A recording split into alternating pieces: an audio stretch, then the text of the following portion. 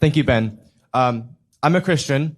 I go to Biola University in La Mirada, California. I want to ask you, as an American Jew, how can you continue to condone the actions of the Israeli government, condoned by the U.S. government, in the Gaza Strip, where over 40,000 people have died, including Palestinians and Israelis, and large numbers of children and civilians? How can you continue to condone those actions? Okay, hold on.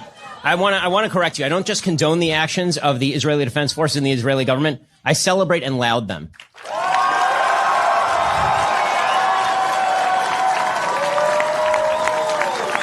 I'm not morally apathetic about what's happening.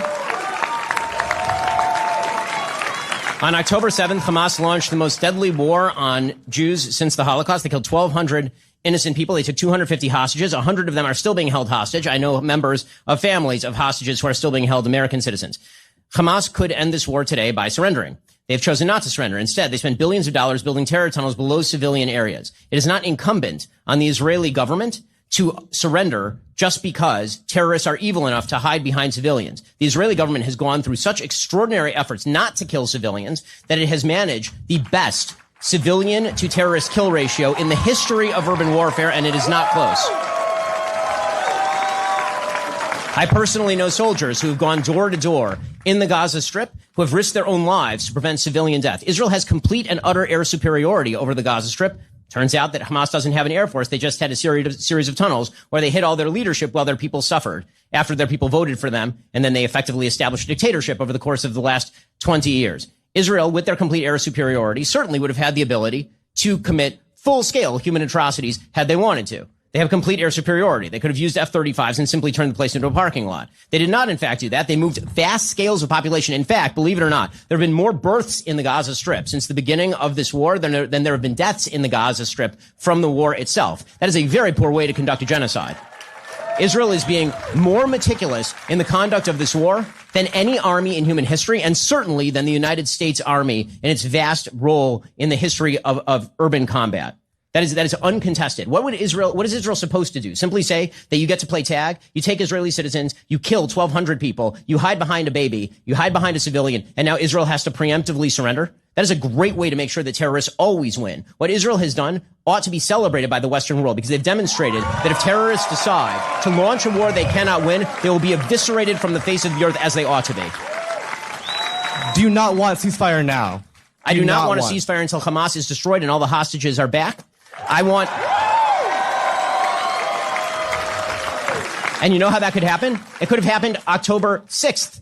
There was a ceasefire on October 6th. And then there wasn't a ceasefire starting on October 7th. And there could have been a ceasefire again on October 8th, even after all of the death. If Hamas had surrendered its top leadership to international justice, if it had released all of its hostages, and if it had turned over its rulership of the Gaza Strip to some sort of decent body that wouldn't have reinstalled terrorism at the top of the food chain.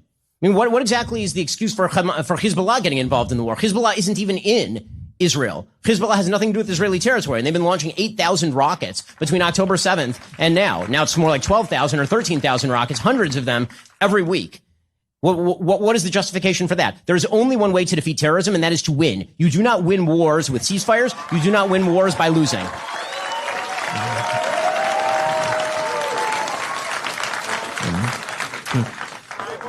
In your speech, you mentioned that there are scavengers who like to tear down and there are lions who like to build up. Are there not some institutions we ought to tear down in society, potentially like the Israeli Defense Force? I think it would be an act of the gravest evil to even make that contention, simply because the Israeli Defense Force stands between 7.5 million Jews in Israel and complete slaughter. And by the way, over 2 million Arabs and complete slaughter who are citizens of the state of Israel. The only security and peace in the region right now is being guaranteed by the Israeli military. That is the only force standing between that region and continued chaos. The destruction of the IDF is the destruction of Israel. That means a genocide, a true genocide. The thing that everybody likes to ignore in the Middle East while they're claiming genocide and while they are claiming apartheid is that there's only one area in that specific area that is free of one ethnicity and religion, and it is quote unquote Palestine, which has 0 Jews living in it. If you drive through the West Bank, there are giant red signs if you drive into the Palestinian Authority areas saying Jews are not allowed in here. And if you drive there without the permission of the Israeli government as a Jew, you will be killed. If you're a Palestinian and you accidentally make your way into Israel, nothing will happen to you. You will go back to Nablus in the evening. If you make it through the checkpoint accidentally, you'll go back. And if you're a Jew and you accidentally drive into Ramallah, you will not emerge alive. That is not, if we are talking about which force here is a force for good and which force here is a force for evil, there is no question what the distinction is. If we're going to talk about institutions that ought to be torn down, we should start with the legacy media, which seems to have radically misinformed you.